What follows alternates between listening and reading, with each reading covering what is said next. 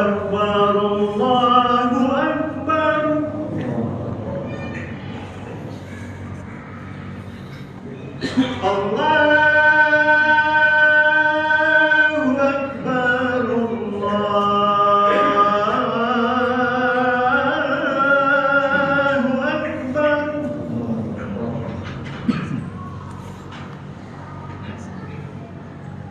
أشهد أن لا إله إلا الله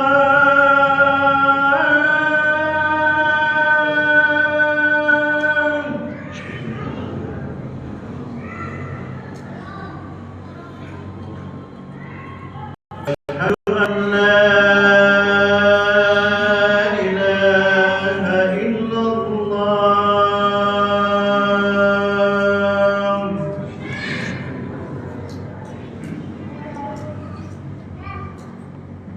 أشهد أن محمدًا رسول الله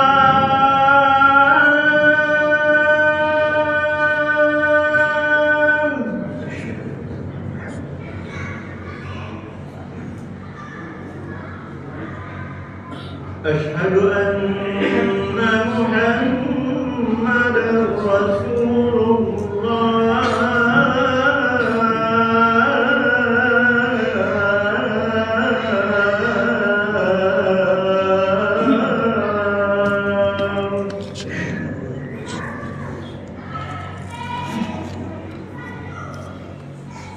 حي على الصلاة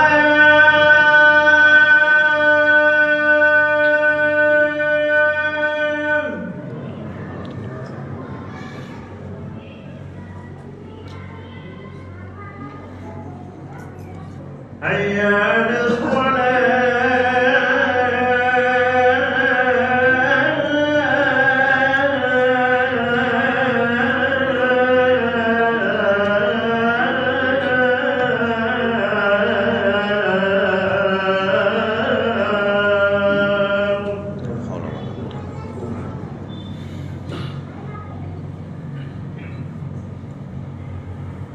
حي على الفلاح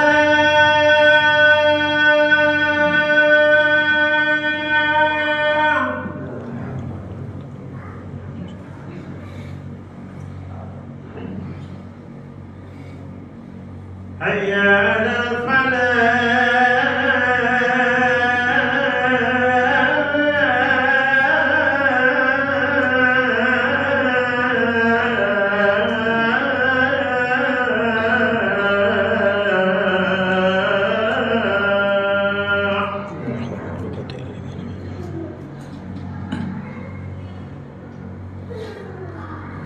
الله أكبر الله أكبر الله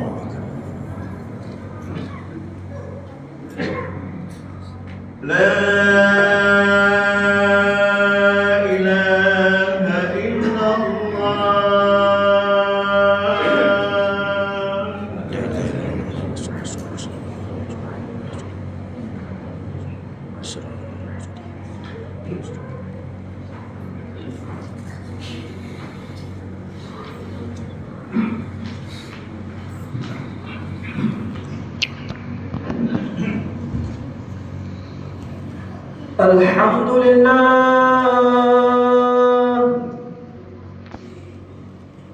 الحمد لله الذي أرسل رسوله بالهدى ودين الحق ليظهره على الدين كله وكفى بالله شهيدا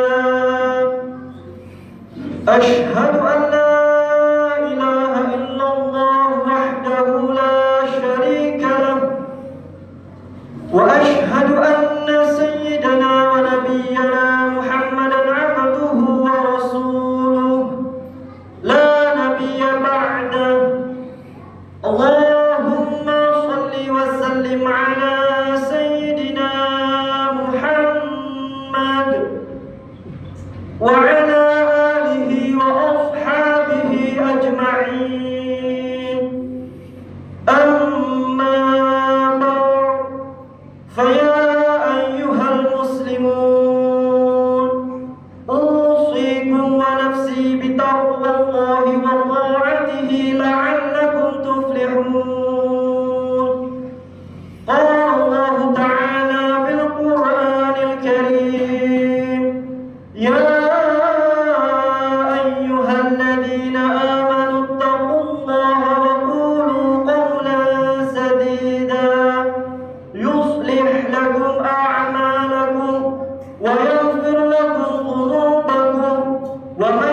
يطع الله ورسوله فقد فاز فوزا عظيما.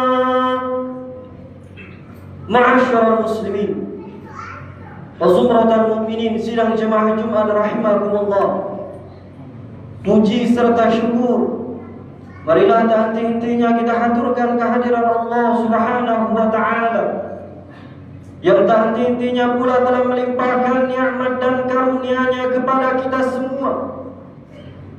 Nikmat iman dan nikmat Islam, sehingga kita semua masih diberikan kesehatan, kekuatan, sehingga kita bisa melangkahkan kedua kaki kita hadir bersama-sama di masjid yang kita cintai ini guna menunaikan kewajiban kita sebagai seorang muslim mukallaf, yakni salat Jumat secara berjamaah. Kemudian salawat beriringan salam marilah senantiasa kita curahkan kepada junjungan kita, suri tauladan kita, man shalla alayya salatan wahidah sallallahu alaihi asyra.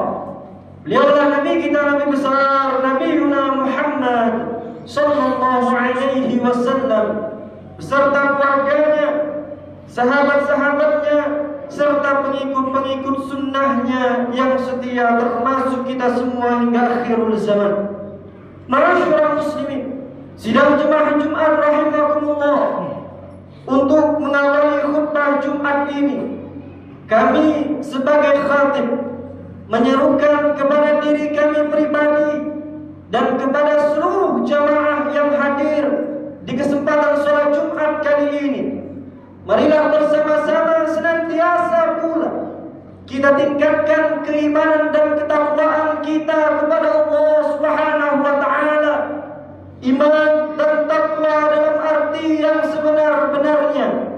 Kita berusaha untuk senantiasa melaksanakan semua perintah-perintah Allah Subhanahu wa taala, dan kita berupaya untuk senantiasa menjauhi semua larangan-larangan Allah Subhanahu wa taala.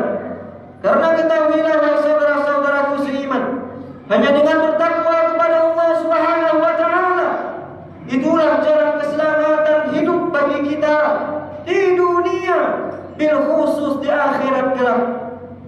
Ma'asyiral muslimin, sidang jemaah Jumat rahimakumullah, Allah menciptakan kita sebagai manusia adalah untuk menjadi khalifah, untuk menjadi pemimpin di muka bumi ini, menjaga dan merawat muka bumi ini. Namun lebih penting dari itu, Allah menciptakan kita sebagai manusia, selain menjadi penjaga dan pemimpin di muka bumi ini, kita juga diperintahkan lebih khusus untuk menjadi hamba-hamba Allah yang benar-benar beriman dan bertakwa kepada Allah Subhanahu wa taala. Tidaklah cukup jika kita sebagai manusia hanya menjaga bumi ini saja, hanya mementingkan kehidupan dunia kita saja. Namun kita juga harus menjadi hamba Allah yang benar-benar beriman kepada Allah Subhanahu wa taala, yang benar-benar bertakwa kepada Allah Subhanahu wa taala, agar kita bisa menjaga amanah yang datang dari Allah Subhanahu wa taala kepada kita semua. Oleh karena itu, Sayyidina Ali bin Abi Thalib, beliau memberitahukan kepada kita semua tentang siapa saja orang-orang yang bertakwa kepada Allah Subhanahu wa taala. Beliau memberikan kisi-kisinya, beliau memberikan ciri-cirinya kepada kita semua, agar kita semua bisa menjadi orang-orang yang bertakwa kepada Allah Subhanahu wa taala. Apa saja ciri-ciri dari orang-orang yang bertakwa? Beliau mengatakan yang pertama, orang-orang yang bertakwa adalah al-khawfu minal jalil, orang-orang yang merasa takut kepada Allah Subhanahu wa taala, yang mempunyai sifat maha agungnya. Ma'asyiral hadirin rahimakumullah, sifat utama dari orang-orang yang bertakwa menurut Sayyidina Ali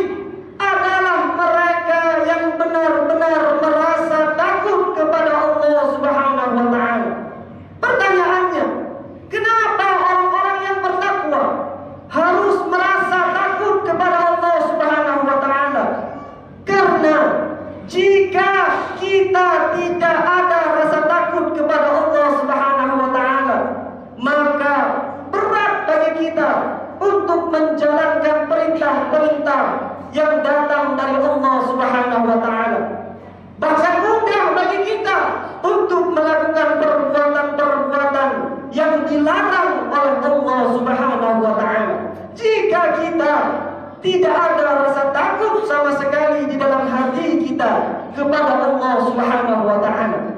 Pertanyaannya sekarang, apakah kira-kira selama ini kita menjadi hamba-hamba Allah yang benar-benar merasa takut kepada Allah Subhanahu wa taala? Jikalau kita memiliki rasa takut kepada Allah, maka mudah bagi kita untuk melaksanakan sholat 5 waktu sehari semalam. Mudah bagi kita untuk berpuasa di bulan suci Ramadan.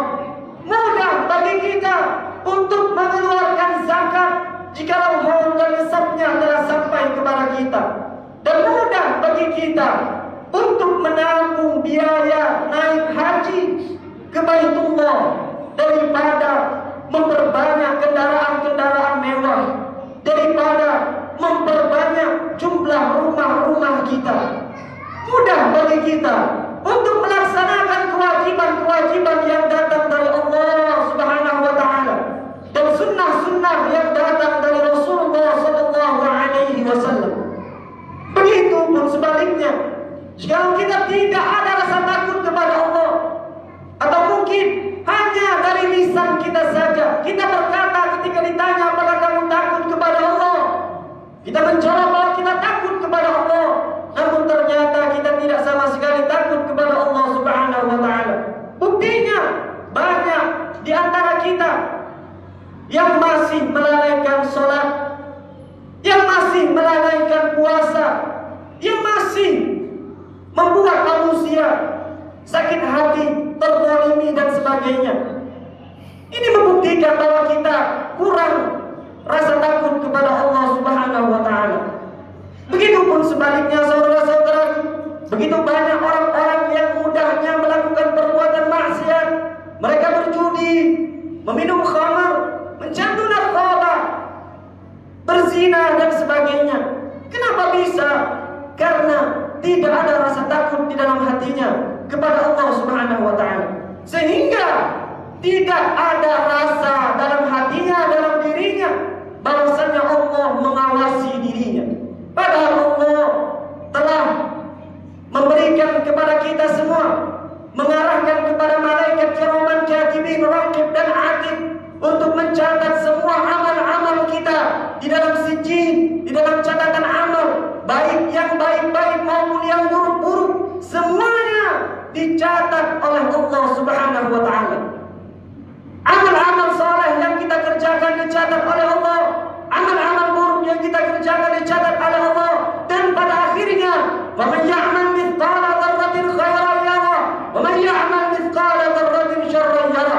Amal-amal yang baik maupun yang buruk, sekecil zarrah, sekecil debu, Allah pasti bakal membalasnya di akhirat kelak. Oleh karena itu munculkanlah sifat untuk merasa takut kepada Allah Subhanahu wa taala, sehingga pada akhirnya dengan rasa takut kita bakal memunculkan rasa hub, rasa cinta, bahkan rasa rindu kepada Tuhan yang kita sembah-sembah, khususnya kepada Nabi kita, Nabi besar Nabi Muhammad sallallahu alaihi wasallam. Karena memang di dalam Islam tidak ada paksaan di dalam agama. Namun ketika kita sudah menjadi seorang muslim, maka ketahuilah bahwasanya ibadah itu ada unsur paksaannya. Kita harus memaksakan diri kita untuk melaksanakan sholat, puasa dan sebagainya. Begitupun sebaliknya kita harus memaksakan diri kita untuk meninggalkan perbuatan-perbuatan maksiat yang dilarang oleh Allah Subhanahu wa taala. Maka hadirkanlah Tuhan di dalam hati dan diri kita. Hadirkanlah rasa bahwa Allah senantiasa mengawasi kita 24 jam setiap hari, bahkan setiap detik nafas yang kita punya. Kemudian yang kedua, amal bitanzil, orang-orang yang bertakwa adalah orang-orang yang beramal sesuai dengan apa yang telah diwahyukan oleh Allah Subhanahu wa taala. Saudara-saudaraku seiman, Islam tidak boleh kita jadikan sebagai agama turunan saja. Mentang-mentang orang tua kita seorang muslim, kita menjadi seorang muslim, kita tidak pernah mau belajar agama kita. Kita tidak mau belajar Al-Quran, tidak mau belajar hadis, tidak mau belajar fiqih, tidak mau belajar tasawuf dan sebagainya. Yang pada akhirnya kita tidak mengenal Allah Subhanahu wa taala. Kita tidak mengenal Rasulullah sallallahu alaihi wasallam karena ketidaktahuan kita terhadap agama. Oleh karena itu jadikanlah agama ini sebagai agama pilihan, agama yang benar-benar kita pelajari, agama yang kita pelajari Al-Qur'annya, agama yang kita pelajari hadisnya, agama yang kita pelajari tata cara ibadahnya atau ilmu fiqihnya. Kita harus belajar kepada alim dan ulama-ulama kita untuk mengetahui sumber hukum Islam, Al-Quran dan sunnah-sunnah Nabi Muhammad sallallahu alaihi wasallam. Dalil-dalil hukum di dalam Islam, ijma'ul ulama, qiyas, istis'ab, uruf dan sebagainya yang digunakan oleh ulama-ulama kita untuk berijtihad atau berfatwa di dalam fatwa-fatwa mereka. Kita harus tahu membedakan antara yang rukun yang sunnah, antara hal yang diperbolehkan dan hal yang tidak diperbolehkan di dalam agama. Dan kuncinya karena kita jauh dari baginda Nabi Muhammad SAW. 1400 tahun yang lalu Nabi Muhammad dilahirkan. Bahkan 1400 tahun yang lalu lebih jauh Nabi Muhammad SAW dilahirkan kepada kita. Maka kuncinya adalah al-ulama warasatul anbiya, bahwasanya ulama penerus perjuangan para anbiya, nabi dan rasul. Maka tanyalah kepada guru-guru kita, ustaz-ustaz dan kiai-kiai kita mengenai agama yang kita punya. Kenalilah agama, karena agama harus kita pelajari, saudara-saudaraku. Kalau agama tidak kita pelajari, maka terjadilah fawailul lil musallin alladziina hum 'an salatihim sahun, kata Allah. Celakalah bagi mereka-mereka yang salat, kalau salat mereka lalai, baik lalai dalam waktunya maupun lalai dari amalannya atau tidak pernah belajar sama sekali. Ini menjadi masalah utama bagi umat Islam yang sibuk terhadap dunia namun tidak pernah memperhatikan urusan akhiratnya. Kemudian ar-ridha bil qalil, orang-orang yang bertakwa adalah orang-orang yang menerima ketetapan dari Allah walaupun sedikit. Saudara-saudaraku, kebahagiaan sejati, kebahagiaan hakiki bukanlah tergantung kepada uang, tergantung kepada jabatan, tergantung kepada kehormatan, namun kebahagiaan sejati adalah kebahagiaan yang dianugerahi oleh Allah Subhanahu wa taala kepada hamba-hambanya yang dicintai oleh Allah Subhanahu wa taala. Betapa banyak orang-orang kaya, orang-orang yang menjadi pejabat, menjadi orang-orang besar, hidupnya tidak sebahagia yang kita lihat. Hidupnya digelimangi dengan harta, dengan jabatan yang tinggi, namun hatinya tidak pernah tenang. Bagaimana uangnya bisa diperbanyak, bagaimana uangnya bisa dijaga, bagaimana uangnya selamat dari korupsi, dari ketertahuan korupsi misalnya. Banyak hal-hal yang membuat orang-orang yang seolah-olah bahagia ternyata tidak bahagia. Kenapa bisa begitu? Karena kurang bersyukur kepada Allah Subhanahu wa taala. Dan sifat manusia memang seperti itu. Kata Nabi Muhammad, manusia ini ketika diberikan satu bukit, satu gunung, mereka meminta dua. Ketika diberikan dua, mereka meminta tiga. Ketika diberikan tiga, mereka meminta empat, dan seterusnya. Tidak ada rasa puas di dalam hati manusia ketika mereka tidak mau bersyukur kepada Allah Subhanahu wa taala. Berbeda dengan orang-orang yang beriman kepada Allah, walaupun hartanya sedikit, walaupun jabatannya tidak tinggi, walaupun hidupnya tidak terhormat di mata manusia, namun mereka bersyukur kepada Allah Subhanahu wa taala, maka hidup mereka menjadi hidup yang bahagia. Walaupun sederhana, saudara-saudaraku, banyak orang-orang yang hidupnya sederhana, bahkan sulit di mata kita, namun hati mereka tenang. Hati mereka tidak resah. Mereka bahagia hidup bersama keluarganya. Kenapa? Karena merasa bersyukur kepada Allah Subhanahu wa taala. Dan ketahuilah bahwasanya orang-orang kaya di dunia bakal susah di akhirat. Begitupun sebaliknya, orang-orang susah di dunia bakal mudah di akhirat. Jadi kebalikannya saudara-saudaraku, orang-orang miskin di dunia bakal kaya di akhirat karena dipermudah hisabnya. Dan orang-orang kaya di dunia bakal sulit di akhirat. Kenapa? Karena sulit hisab. Maka bersyukurlah kepada Allah Subhanahu wa ta'ala sebagai seorang muslim yang baik. Baik kita memiliki harta yang banyak maupun harta yang sedikit. Bersyukurlah kepada Allah, karena harta bisa menjadi syafaat buat kita.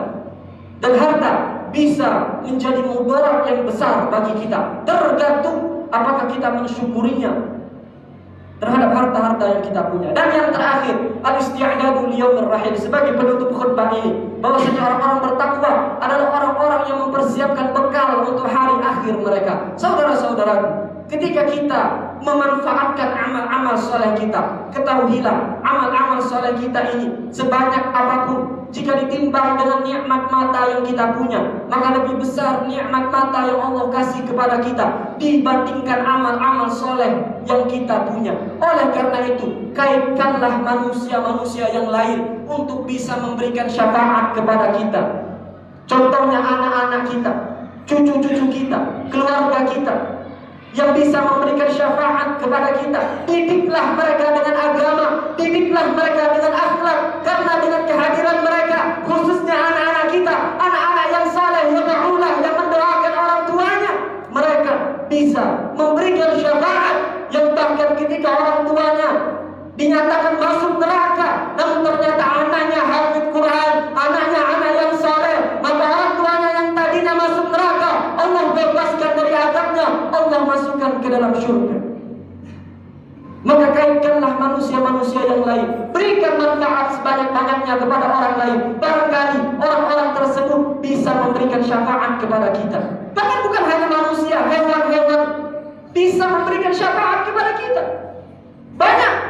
Ada sebagian manusia yang masuk surga karena hewan, karena amal-amal saleh. Yang jelas masuk surga karena rahmat Allah, karena kasih sayang Allah, bukan karena amal-amal saleh kita. Namun amal-amal saleh itu bisa mendatangkan rahmat dari Allah Subhanahu wa ta'ala. Oleh karena itu, banyakkanlah amal-amal itu. Bisa jadi kita masuk surga karena sholat, bisa jadi kita masuk surga karena puasa, bisa jadi kita masuk surga karena sedekah. Dan kebaikan-kebaikan yang kita punya terhadap manusia-manusia lainnya, khususnya keluarga kita.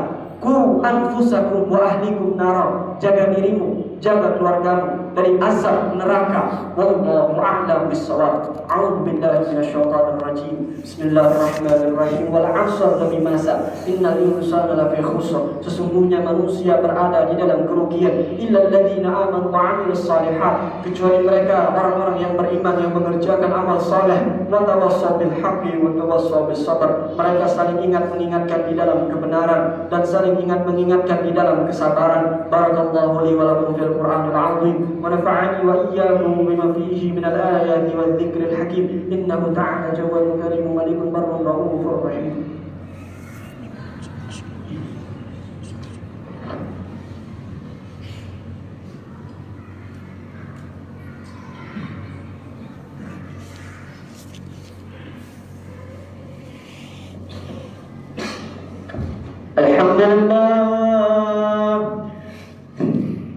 الحمد لله الذي هدانا لهذا وما كنا لنهتدي لولا أن هدانا الله. أشهد أن لا إله إلا الله وحده لا شريك له، وأشهد أن سيدنا ونبينا محمدا عبده ورسوله لا نبي بعده. اللهم صل وسلم على سيدنا محمد وعلى آله وأصحابه أجمعين. أما بعد، فيا أيها المؤمنون، أوصيكم ونفسي بتقوى الله، فقد فاز المتقون. اتقوا الله حق تقاته ولا تموتن إلا وأنتم مسلمون. قال الله تعالى في القرآن الكريم: إن الله وملائكته يصلون على النبي يا أيها الذين آمنوا صلوا عليه وسلموا تسليما. اللهم صل على محمد وعلى آل محمد كما صليت على إبراهيم وعلى آل إبراهيم، وبارك على محمد وعلى آل محمد كما باركت على إبراهيم وعلى آل إبراهيم في العالمين إنك حميد مجيد. اللهم اغفر للمسلمين والمسلمات والمؤمنين والمؤمنات الأحياء منهم والأموات إنك على كل شيء قدير. ربنا آتنا في الدنيا حسنة وفي الآخرة حسنة وقنا عذاب النار. عباد الله إن الله يأمر بالعدل والإحسان وإيتاء ذي القربى وينهى عن الفحشاء والمنكر والبغي يعظكم لعلكم تذكرون. فاذكروا الله العظيم يذكركم واشكروه على نعمه يزدكم ولذكر الله أكبر. الله يعلم ما تصنعون. أقيموا الصلاة.